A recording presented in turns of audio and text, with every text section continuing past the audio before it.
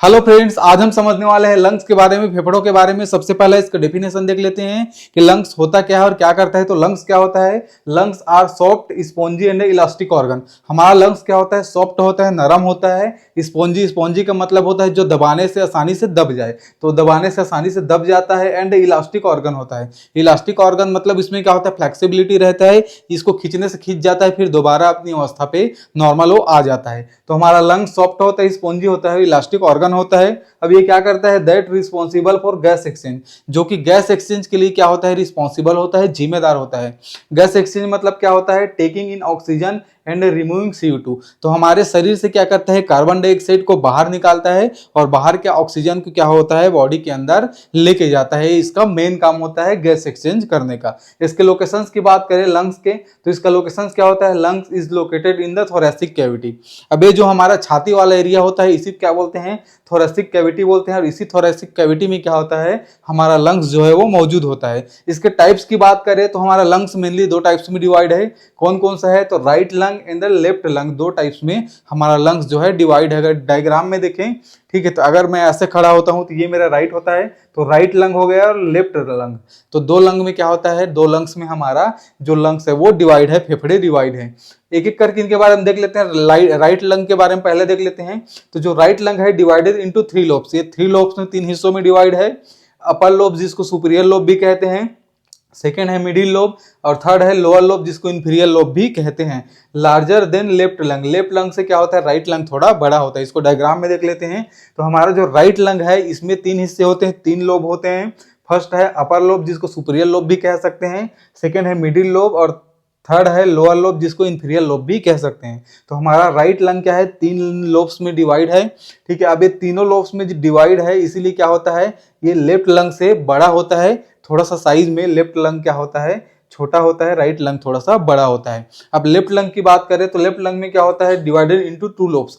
अब left lung क्या होता है? छोटा होने के कारण 2 लोब्स में डिवाइड है। अपर लोब्स जिसको सुपीरियर लोब भी कह सकते हैं, और लोअर लोब जिसको इंफीरियर लोब भी कह सकते हैं। Slightly smaller due to the space for heart. अब लेफ्ट लंग के साइड में क्या होता है? हार्ट रहता है। हार्ट ज्यादा लेफ्ट लंग की तरफ क्या होता है? टिल्टेड रहता है। तो हार्ट के होने के कारण उसको जगह देने के लिए क्या होता है? इसमें सिर्फ 2 हिस्से होते हैं, 2 लोब्स होते हैं, और ये साइज में क्या होता है? थोड़ा सा छोटा होता है। राइट लंग थोड़ा सा बड़ा होता है। तो ये 2 टाइप्स के हमारे लंग्स होते हैं। अब इसकी स्ट्रक्चर की बात करें तो लंग्स में कौन कौन से स्ट्रक्चर मौजूद होते हैं? तो इसमें फर्स्ट स्ट्रक्चर होता है ब्रोंकाई। ब्रोंकाई क्या करता है? 2 main tube that enter the lungs from the trachea.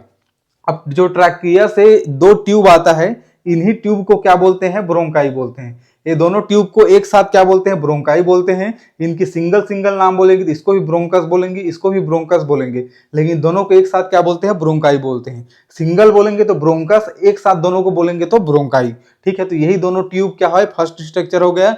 Second structure की बात करें तो सेकंड स्ट्रक्चर है ब्रोंक्यूल्स। अब ब्रोंक्यूल्स क्या है? Smaller branch of bronchi inside the lungs. अब लंग्स के अंदर में क्या होता है? यही जो ब्रोंकाई है और छोटे छोटे ब्रांच में, छोटे छोटे शाखाओं में क्या होता है? बढ़ते हैं। जैसे ये देख लीजिए, ये वाला बटा है, ये बाटा है, ये जो छोटे छोटे शाखाओं में, तो जितनी भी शाखाओं में बटे हैं इन सब शाखाओं को क्या बोलते हैं? ब्रोंक्यूल्स कहते हैं। ये हमारा सेकेंड स्ट्रक्चर हो गया। थर्ड स्ट्रक्चर की बात करें तो थर्ड स्ट्रक्चर क्या है? थर्ड स्ट्रक्चर है हमारा एल्वोलाई। एल्वोलाई क्या है? सबसे ज्यादा इंपॉर्टेंट स्ट्रक्चर है। Tiny air sacs where gas exchange occur. ठीक है, ये क्या है? जो एल्वोलाई हमारा थर्ड स्ट्रक्चर है। ये जो टीनी एयर सेक्स, जो फुग्गे की तरह छोटे छोटे जो दिखाई दे रहा है, इसी में क्या होता है? एयर आके भरता है। ठीक है, अब यही से क्या होता है? गैस एक्सचेंज होता है। ये एल्वोलाई क्या है? सबसे मेन इंपॉर्टेंट होता है। बाकी तो सब एयर लाने का काम करता है, मेन गैस एक्सचेंज का काम एल्वोलाई में ही होता है। किसके साथ होता है? तो फोर्थ स्ट्रक्चर के साथ होता है। फोर्थ स्ट्रक्चर क्या है? तो कैपिलरीज है। कैपिलरीज क्या होता है? टिनी ब्लड वेसल्स सराउंडिंग एल्वोलाई। अब एल्वोलाई के चारों तरफ, ये एल्वोलाई के चारों तरफ ये जो है कैपिलरीज हमारा फोर्थ स्ट्रक्चर हो गया। ये कैपिलरीज क्या होता है? एल्वोलाई के चारों तरफ होता है। अब यही बॉडी से क्या करता है? कार्बन डाइऑक्साइड को लाता है, और कार्बन डाइऑक्साइड को ला के किसको दे देता है? एल्वोलाई को दे देता है। और एल्वोलाई से क्या करता है? ऑक्सीजन को ले लेता है। ऑक्सीजन को लेके फिर बॉडी में पहुंचा देता है, और एल्वोलाई क्या करता है? CO2 को लेके पूरा बॉडी से बाहर निकाल देता है। तो इस तरीके से दोनों के बीच में गैस एक्सचेंज होता है। गैस एक्सचेंज के बारे में नेक्स्ट वीडियो में और बहुत अच्छे से क्लियर पढ़ेंगे। इस वीडियो में वीडियो लंबा हो जाएगा।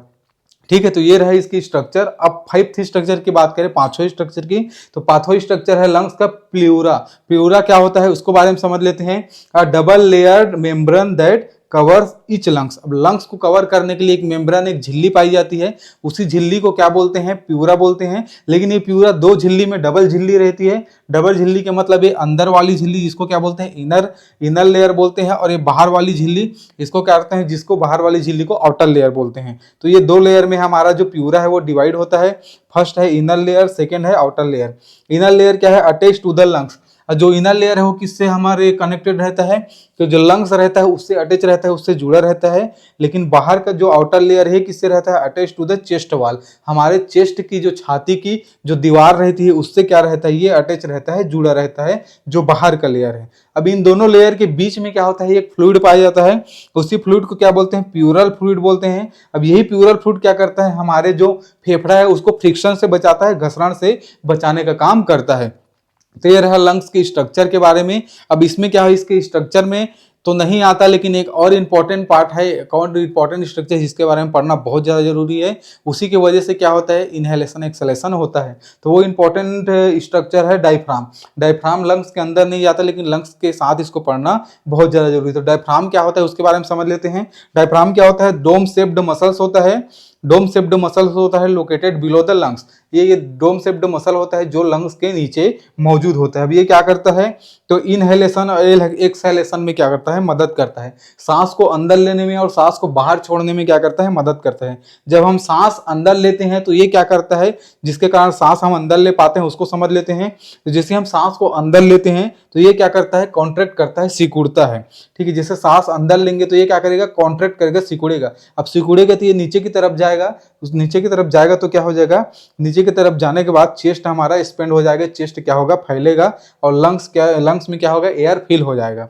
ठीक है, जब हम सांस लेते हैं तो ये क्या करता है, सिकुड़ता है। सिकुड़ने के कारण क्या होता है, हमारा लंग्स पूरा फैलता है। अब लंग्स फैलने के कारण क्या होता है, पूरा एयर आके लंग्स में भर जाता है। तो इस तरीके से हम सांस अंदर लेते हैं तो पूरा एयर आके भर जाता है, क्योंकि डायफ्राम क्या होता है उस समय पे सिकुड़ा रहता है, कॉन्स्ट्रिक्ट रहता है। उसके बाद क्या होता है, एक्सहेलेशन होता है। एक्सहेलेशन कैसे होता है, जो डायफ्राम है जो सिकुड़ा है वो क्या होता है, रिलैक्स होता है, और चेस्ट क्या होता है, श्रिंक होता है, फिर एयर पुश आउट, एयर बाहर चले जाता है। अब ये जो सिकुड़ा है ये क्या होगा, एक्सपैंड होगा।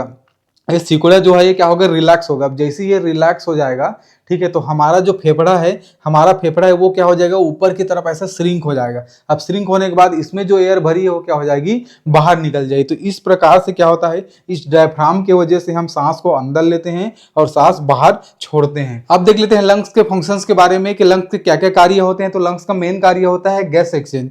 गैस एक्सचेंज में जैसे हम लोगों ने अभी देखा, ये क्या करता है, गैस एक्सचेंज में taking in oxygen and removing CO2 from the body. हमारे बॉडी से कार्बन डाइऑक्साइड को बाहर निकालता है, ऑक्सीजन को बॉडी के अंदर लेता है। इसका मेन फंक्शन हो गया। सेकंड फंक्शन है हेल्प इन ब्रीदिंग।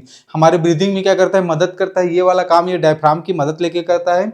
इसमें क्या होता है, इनहेलेशन होता है, एक्सहेलेशन होता है। इनहेलेशन का मतलब होता है टेकिंग इन ऑक्सीजन, ऑक्सीजन को अंदर लेता है। एक्सहेलेशन का मतलब होता है जो कार्बन डाइऑक्साइड उसको बाहर छोड़ता है।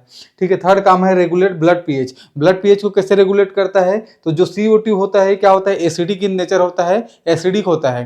तो एसिडिक होने के कारण, अम्लीय होने के कारण क्या होता है, ये ब्लड में पीएच को अम्लीय ज्यादा कर सकता है। तो ये बॉडी से जैसे बाहर निकलता है तो जो रेगुलेशन, जो ब्लड पीएच है वो क्या होता है, रेगुलेट होता है, नॉर्मल होता है। तो इस तरीके से हमारा लंग्स क्या करता है, काम करता है। ये रहा फ्रेंड्स लंग्स के बारे में। अगर ये वीडियो आपको अच्छा लगा हो तो वीडियो को लाइक कर दीजिएगा। ऐसे वीडियो और देखने के लिए चैनल को सब्सक्राइब कर दीजिएगा। Thank you so much.